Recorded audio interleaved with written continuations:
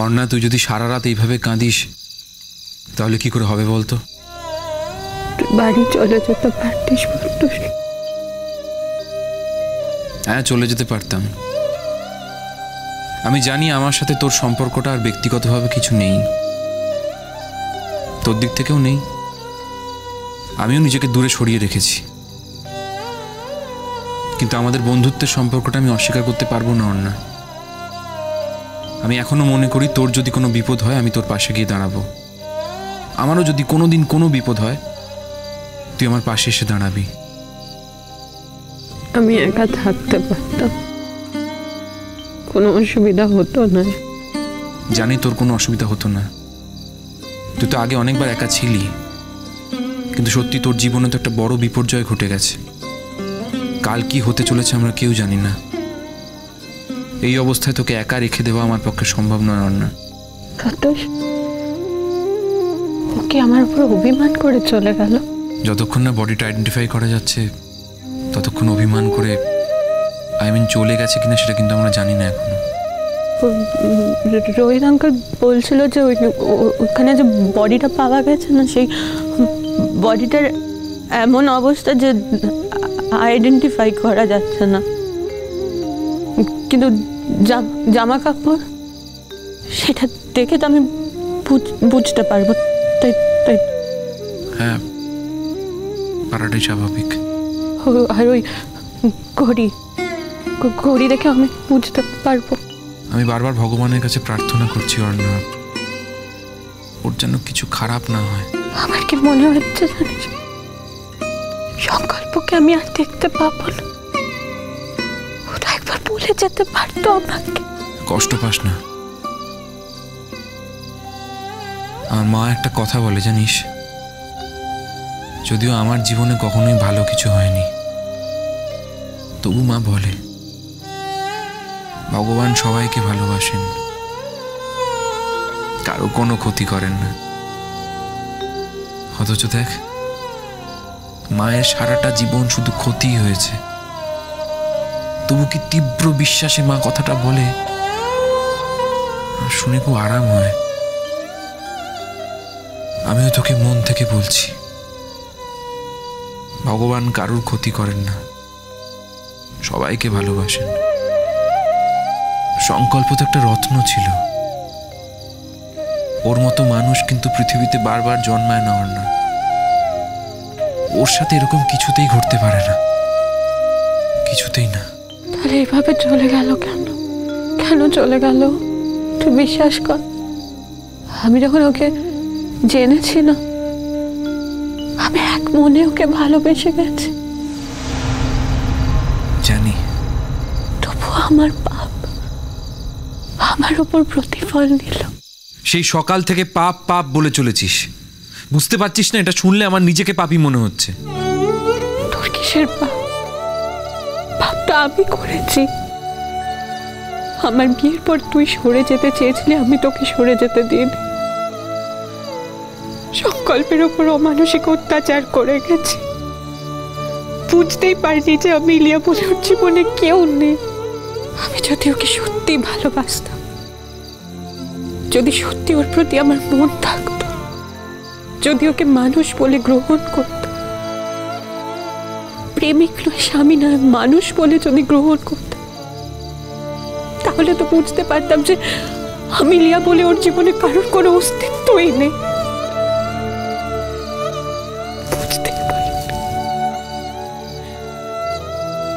অথচ আমাকে সবটা ভরিয়ে রেখেছিল। একটা মানুষ যে কোনো মানুষকে এত যত্ন করতে পারে, সেটা ওকে না দেখলে আমি বুঝতেই পারতাম না। আর আমি সব টেকেন ফর গ্রান্টেড নিয়ে নিয়েছিলাম। মনে হয়েছিল এগুলো সব আমার পাওনা। কিসের পাওনা রে আমার? কেন আমি এসব ভাবছিলাম? আমি যদি কাউকে না ভালোবাসি, কাউকে যদি স্বীকার না করি, তারও তো আমাকে ভালোবাসার কথা নয়, স্বীকার করার কথা না, তাই তো? টেকেন ফর গ্রান্টেড, সব গ্রান্টেড, টেকেন ফর গ্রান্টেড।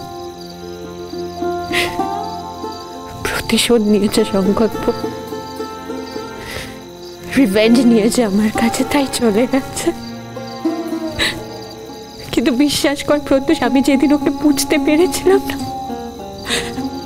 সেদিন থেকে আমার ভেতর কোনো বাকি ছিল না, কিন্তু সেটা কখনো বুঝতে পারিনি।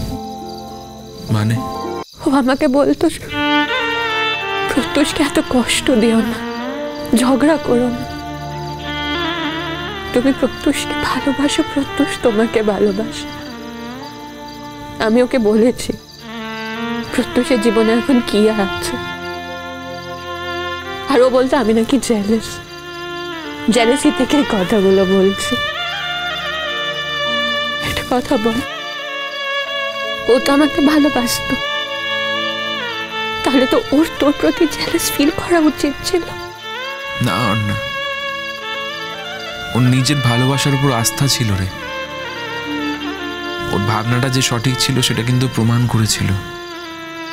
সত্যি তো, তুই ওকে যতটা ভালোবেসেছিলি, এই গোটা পৃথিবীতে অন্য কাউকে অতটা কিন্তু তুই ভালোবাসতে পারিসনি। ও কিন্তু তোর ভালোবাসাটা আদায় করেছিল অর্ণা। যদি তাই হয় তাহলে আমাকে ছেড়ে চলে গেল কেন? আবারও বলছি তোকে, এখনো কিন্তু প্রমাণ হয়নি যে সংকল্প এই পৃথিবী ছেড়ে চলে গিয়েছে। আর সান্ত্বনা দিস না, 90% প্রুফ হয়ে গেছে, আর 10% বাকি প্রত্যুষ। কাল সকালে সেটাও প্রমাণ হয়ে যাবে। বাড়ি ছেড়ে চলে গেছিল, যদি শেষ হয়ে গিয়ে থাকে সেটা অ্যাক্সিডেন্ট। চলে যেতে চেয়েছিল তো, বাড়ি ছেড়ে চলে গেছিল, ওইটাই তো ঠিক। জানিস, সংকল্প এত কিছু বুঝলেও একটা সিম্পল কথা কোনোদিন বোঝেনি, যে আমার আর তোর সম্পর্কটা কিন্তু কোনোদিন আর আগের মতো হবে না অর্ণা। ওটা বুঝতেই পারেনি যে আমার আর তোর মাঝখানে সংকল্প সব সময় ছিল। ওকে বাদ দিয়ে আমরা কোনোদিন কোনো কিছু ভাবতে পারিনি, হয়তো পারবো না। অনেক বলেছি, অনেক বুঝিয়েছি, কিচ্ছু বুঝতে চাইনি। আমি এক মনে বকে যেতাম, কোনো প্রশ্নই করতো না। তোর যদি কখনো খেতে বসে বলে থাকি কিছু, ও বলতো খেয়ে নাও। আমি বুঝে গেছি আমাকে আর বোঝাতে হবে না। কিংবা বলতো যাও ঘুমিয়ে পড়ো, তুমি একেবারে ছেলে মানুষ। প্রত্যুষ আমার প্রচন্ড গিল্ট ফিলিং হচ্ছে। এই অপরাধ নিয়ে আমি সারা জীবন থাকতে পারবো না, কিছুতেই থাকতে পারবো না।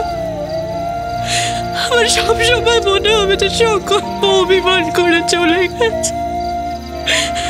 আমি ওকে সত্যি ভালোবেসেছিলাম, আর ও ভাবতো আমি ওর উপর দয়া করেছি। ওর ভালোতে, ওর মহত্ব দেখে আমি ওর উপর দয়া করেছি, কিন্তু সেটা সত্যি না। আমি ওকে সত্যি ভালোবেসেছি, আমি সত্যি সত্যি ওকে। সত্যিকারের ভালোবাসা মানুষ ঠিক বুঝতে পারে অর্ণা। আমার মনে হয় না যে সংকল্প বোঝেনি তোর ভালোবাসার কথা। আসলে ভালোবাসা তো একটা তরঙ্গের মতো, সেটা ভালোবাসার মানুষের কাছে না ঠিক পৌঁছে যায়। বুঝলে তাহলে ছেড়ে চলে গেল কেন? তুই বল, কেন গেল? অর্ণা, তোকে একটা সিদ্ধান্ত পাল্টাতে হবে। কি? তুই বলেছিলি তুই কাল যেতে চাস না। আমার তোকে রিকোয়েস্ট, তোকে কালকে একবার যেতে হবে। না না না না, আমি যাবো না, আমি যাবো না, আমি কোথাও যাবো না। আমি ওকে ওইভাবে দেখতে চাই না, আমি বলে দিয়েছি আমি যাবো না, আমি যাবো না, আমি যাবো না, আমি কিছুতেই যাবো না, আমি ওকে এইভাবে দেখবো না। তোকে একবার যেতে হবে, তুই আমার কথা শোন। যদি সত্যি কোনো দুর্ঘটনা ঘটে থাকে, তুই না গেলে বডিটা রিলিজ করবে না। আর যদি সংকল্প বেঁচে থাকে, তুই গেলেই সেটা বুঝতে পারবি। কিন্তু প্লিজ অর্ণা, তোকে একবার যেতেই হবে। আর কত শাস্তি দেবে, আর কত কঠিন কাজ করতে হবে আমাকে? তুই তো একজন কঠিন মানুষকে ভালোবেসেছিলি অর্ণা। সংকল্পের মতো সৎ, ওর মতো দৃঢ়, ওর মতো প্রেমিক তো সত্যি রেয়ার। তো সহজ মানুষ ছিল না। তো একজন কঠিন মানুষকে ভালোবাসার দাম তোকে দিতে হবে। তো যতই কষ্ট হোক তোকে কালকে একবার যেতে হবে। অনেক রাত হয়েছে, তুই শুয়ে পড়। তোর মনে হয় আজকে আর আমার ঘুম আসবে? জানি ঘুম আসবে না, তবু চেষ্টা কর না।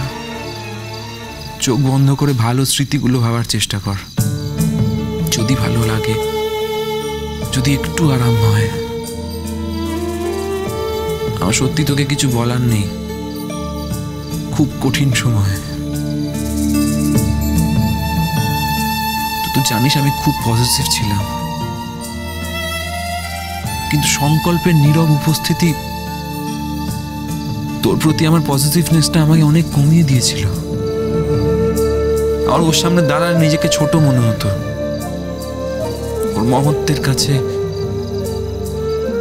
ওর ভালোবাসার কাছে, ওর ধৈর্যর কাছে আমি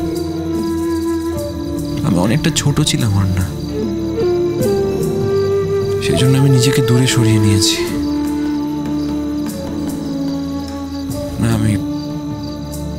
আমি কথা বাড়াতে চাই না, অনেক রাত হয়ে গেছে। তুই শুয়ে পড়। Good night.